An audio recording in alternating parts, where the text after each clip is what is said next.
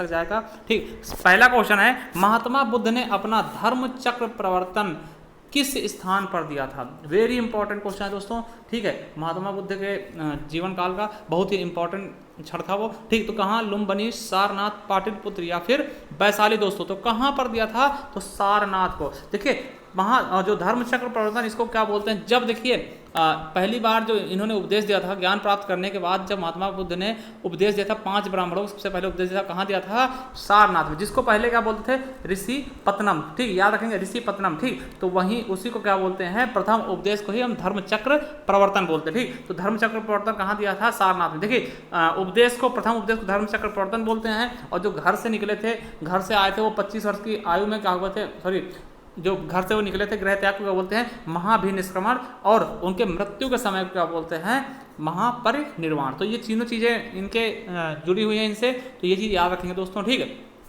चलिए अगला क्वेश्चन देखते हैं। किसी संस्कृति के वैज्ञानिक विवरण के अध्ययन को कहते हैं, किसी संस्कृत के वैज्ञानिक विवरण के अध्ययन को क्या कहते हैं दोस्तों, तो हमारा सही ऑप्शन क्या जाएगा दोस्तों, ए नंबर, एनाथोलॉजी। ठीक, एथनोलॉजी। ठीक, तो क्या बोलते हैं, एथनोलॉजी। ठीक दोस्तों, तो हमारा ए ऑप्शन बिल्कुल राइट हो जाएगा। अगला है मुगल प्रशासन में मदद ए मास इंगित करता है। तो मदद ए मास क्या था दोस्तों, तो आपको बता दिया क्या था, विद्वानों को दी जाने वाली राजस्व मुक्त अनुदत्त भूमि। ठीक, तो हमारा सही ऑप्शन क्या जाएगा दोस्तों, बी नंबर दोस्तों। चलिए अगला क्वेश्चन देखते हैं 104 नंबर। किसी अर्थव्यवस्था से यदि ब्याज की दर को घटाया जाता है तो वह क्या होगा, अर्थव्यवस्था में क्या होगा, अगर ब्याज की दर घटा दी जाए दोस्तों तो क्या हो जाएगा, अर्थव्यवस्था में निवेश व्यय को बढ़ाएगा। देखिए अब ब्याज दर हो जाएगा कम तो लोग क्या करेंगे, ज़्यादा निवेश करेंगे। ठीक, चलिए अगला देखते हैं दोस्तों। कांग्रेस पार्टी ने किस वर्ष पूर्ण राजस्व का प्रस्ताव पारित किया।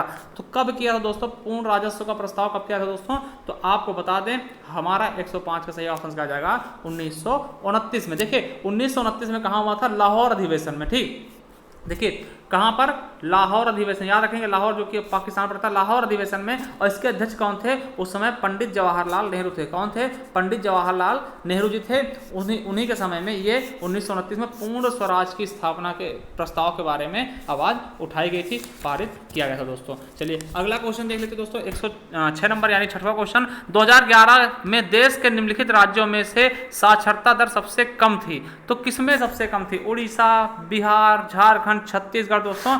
तो आपको बता दें सबसे कम कहाँ की थी, बिहार की। कितनी थी, 61.8%। कितनी, 61.8%। फिर उसके बाद अरुणाचल प्रदेश थी 65.4%, फिर 66.1 राजस्थान की, और फिर 66.4 आंध्र प्रदेश, सॉरी झारखंड की। ठीक, तो ये दोस्तों तो सबसे कम किसकी थी, आपके बिहार की। और सबसे ज़्यादा कहाँ की थी, केरल की। ठीक, सबसे ज़्यादा केरल की थी। अब देखिए अगर हम बात कर लेते हैं उत्तर प्रदेश में किस जिले की सबसे कम थी साक्षरता, तो श्रावस्ती की सबसे कम थी। ठीक, किस कहाँ की थी, श्रावस्ती की सबसे कम थी। और सबसे ज़्यादा कहाँ की थी, गौतम बुद्ध नगर। कहाँ की, गौतम बुद्ध नगर। तो ये भी आप लोग याद रख लेंगे क्योंकि आपके यूपी से सबसे इंपॉर्टेंट है दोस्तों। ठीक, तो सबसे ज़्यादा कहाँ पढ़े लिखे लोग हैं उत्तर प्रदेश में, तो गौतम बुद्ध नगर के, और सबसे कम श्रावस्ती की। अगर महिलाओं की बात कर ले, सबसे ज़्यादा महिलाएं कहाँ की पढ़ी लिखी किस जिले की, तो कानपुर नगर दोस्तों। ठीक, तब आपका गौतम बुद्ध नगर नहीं होगा। अगर महिलाओं की बात कर लेगा तो कानपुर नगर आ जाएगा दोस्तों। ठीक, चलिए अगला क्वेश्चन देखते हैं।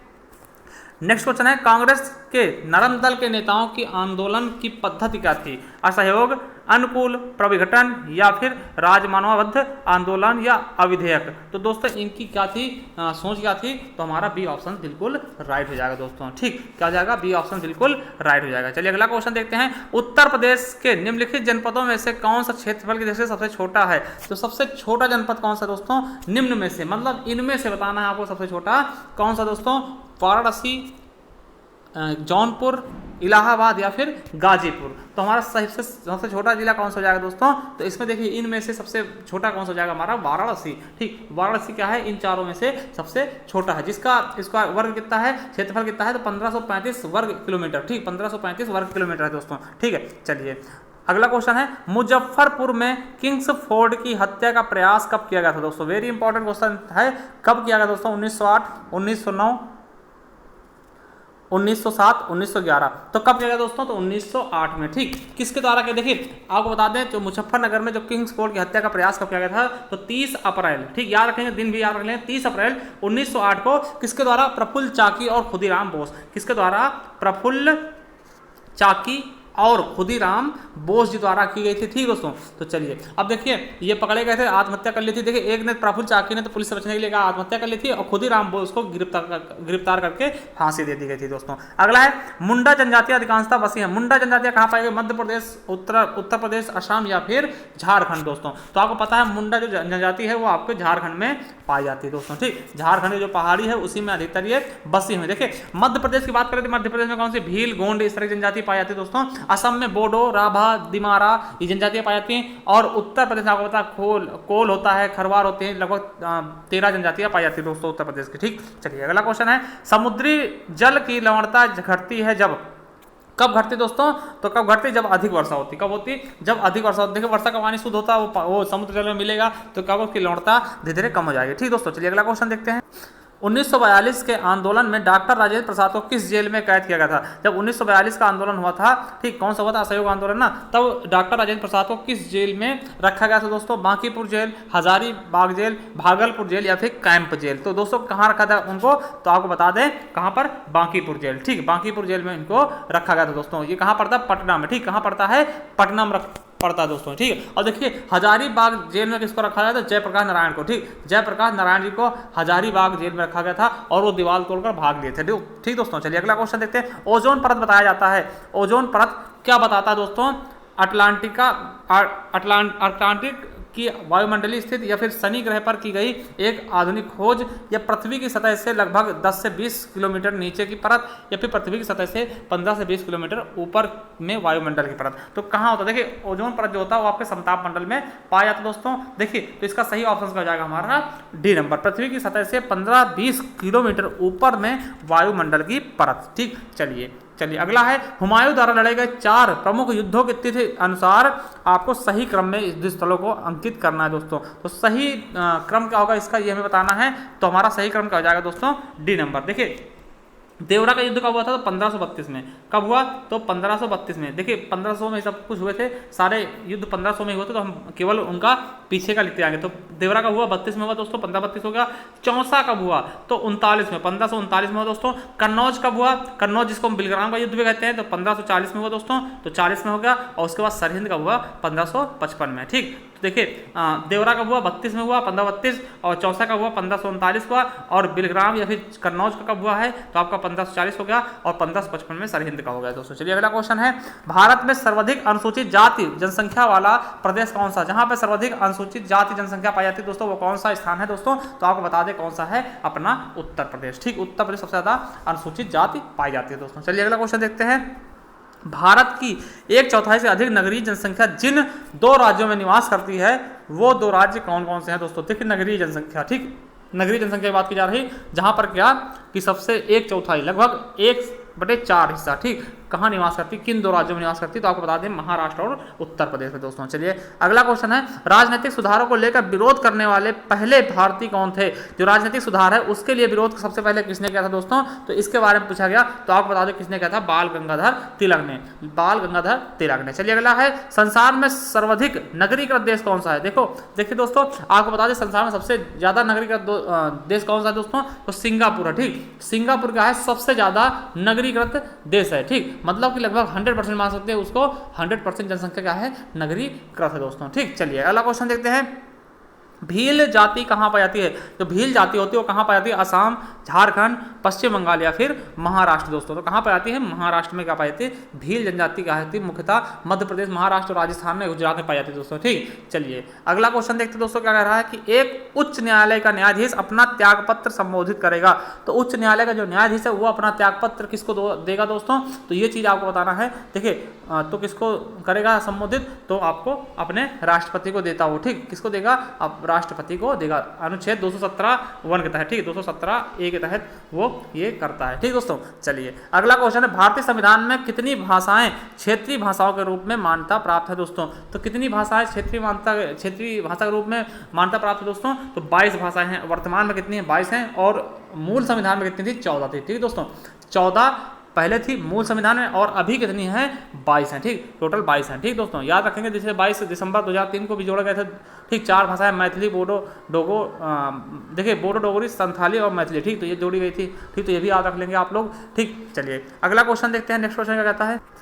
अगला क्वेश्चन है भारतीय संविधान में शामिल है। देखिए भारतीय संविधान में क्या शामिल है दोस्तों, ये बताना आपको, ठीक, कितने क्या क्या हैं, ठीक, वो चीज़ बतानी है आपको। 395 अनुच्छेद, 22 भाग या 12 अनुसूची। देखिए तो हमारा सही ऑप्शन में बात करते हैं तो यही हमारा सही हो जाएगा कि वर्तमान में 395 अनुच्छेद हैं, 22 भाग हैं दोस्तों, और अनुसूची कितनी है, 12 अनुसूची हैं दोस्तों, ठीक। तो ये याद रखेंगे, ठीक, यही हमारा सही हो जाएगा। और संविधान बनने में समय कितना लगा था, तो 2 वर्ष 11 माह 18 दिन, ये आपको पता होगा। और संविधान कब बनकर तैयार हुआ, 26 नवंबर 1949 को बन गया था दोस्तों, है ना, और 26 जनवरी 1950 से लागू कर दिया गया था दोस्तों। चलिए अगला क्वेश्चन देखते हैं कि 23 नंबर का कहता है, 123 नंबर, कि संविधान को 26 जनवरी के दिन लागू करने का निर्णय इसलिए लिया गया क्योंकि, तो किस लिए लिया गया था दोस्तों कि 26 जनवरी को लागू किया जाए, 26 नवंबर को नहीं कर दिया जाए, ठीक, तो किस लिए, तो ये पूछा गया। इसका सही ऑप्शन का जाएगा दोस्तों, क्योंकि कांग्रेस ने इसी तिथि को जब 1930 में पहली बार क्या था, स्वतंत्रता दिवस के रूप में मनाया था। कब, 26 जनवरी 1930 को क्या था, पहली बार स्वतंत्रता दिवस के रूप में मनाया था, इसीलिए हमने 26 जनवरी का वेट किया था दोस्तों, ठीक। चलिए अगला क्वेश्चन देखते हैं। यूरोप की एक पर्वत श्रृंखला है, यूरोप की कौन सी एक पर्वत श्रृंखला है दोस्तों, अल्पास, एंडीज, हिमालय या फिर रॉकी दोस्तों। तो कौन सा जाएगा हमारा, अल्पास पर्वत का है यूरोप के, ठीक। देखिए यूरोप में सर्वाधिक विस्तार इसका कहाँ पे है, अल्पास का, तो स्विट्जरलैंड में दोस्तों, ये आपको पता होगा, ठीक। चलिए अगला क्वेश्चन, और हिमालय आपको पता कि ये पड़ता है आपके अपने द्वीप में, ठीक, अपने महाद्वीप में, ठीक, एशिया में, और जो कि नेपाल में सर्वाधिक फैला हुआ है दोस्तों। चलिए अगला क्वेश्चन देखते हैं। बहुउद्देशीय नदी घाटी योजनाओं को आधुनिक भारत के मंदिर किसने कहा था, तो देखिए वेरी इंपॉर्टेंट है, बहुउद्देशीय नदी घाटियों को क्या आधुनिक भारत का मंदिर किसने कहा था, तो किसने कहा दोस्तों, जवाहरलाल नेहरू ने। किसने कहा था दोस्तों, जवाहरलाल नेहरू ने, इन्होंने कहा था, ठीक। चलिए अगला क्वेश्चन देखते हैं दोस्तों। नेक्स्ट क्वेश्चन क्या था, चट्टान पर उगने वाले पादप कहलाते हैं। जो देखिए आपने देखा कुछ पेड़ क्या होते हैं चट्टान पर उग जाते हैं दोस्तों, तो उनको क्या बोलते हैं, शैलोदभित्त। क्या बोलते हैं दोस्तों, शैलोदभित्त बोलते हैं उनको, क्योंकि वो क्या होते हैं, शैल पर, शैल मतलब क्या, पत्थरों पे, है ना, चट्टानों पर उग जाते हैं, ठीक। चलिए अगला क्वेश्चन देखते हैं। जल, वाष्प, ताप तथा थर्मामीटर को निम्नांकित करने का उपकरण निम्न में से कौन सा है। तो जल को, ताप को, वाष्प को पर थर्मामीटर को निम्नांकित करता है, उसे हम क्या बोलते हैं दोस्तों, थर्मोस्टेट, हिप्सोमीटर या पायरोमीटर या फिर हाइग्रोमीटर दोस्तों। तो हमारा सही ऑप्शन क्या जाएगा, हाइग्रोमीटर। क्या जाएगा, हाइग्रोमीटर, सॉरी, हाँ हाइग्रोमीटर हो जाएगा दोस्तों, ठीक। ये हाइग्रोमीटर करता क्या है, ये आर्द्रता को नापता है। आर्द्रता में क्या क्या होता है, जल होता है, वाष्प होता है, ताप होता है, सब कुछ होता है दोस्तों, ठीक है। तो चलिए अगला क्वेश्चन देखते हैं दोस्तों। क्या कह रहा है, विरंजक चूर्ण के लिए कौन सा कथन असत्य है।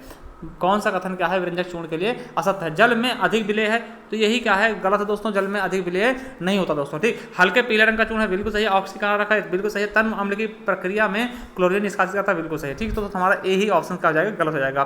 किस खनिज से रेडियम प्राप्त होता है, ठीक। रेडियम आप लोगों को पता होगा, जो रात में चमकता है, कहीं रोड वोड पे लगे रहते हैं, ठीक, जिससे क्या हो, एक्सीडेंट ना हो। जैसे कि दाएं मुड़ना है तो वो क्या करते हैं, रात में दिखाई नहीं देते, इसलिए उसमें क्या रेडियम लगा देता है, जो क्या होते हैं कि आपको प्रकाशित करते हैं, ठीक है दोस्तों। तो इसका सही ऑप्शन क्या हो जाएगा, किससे प्राप्त होता है रेडियम, तो आपका सही ऑप्शन हो जाएगा हमारा बी नंबर, क्या, पिच ब्लेड से, ठीक। पिच ब्लेड से क्या होता है, हमारा रेडियम प्राप्त होता है दोस्तों, ठीक है।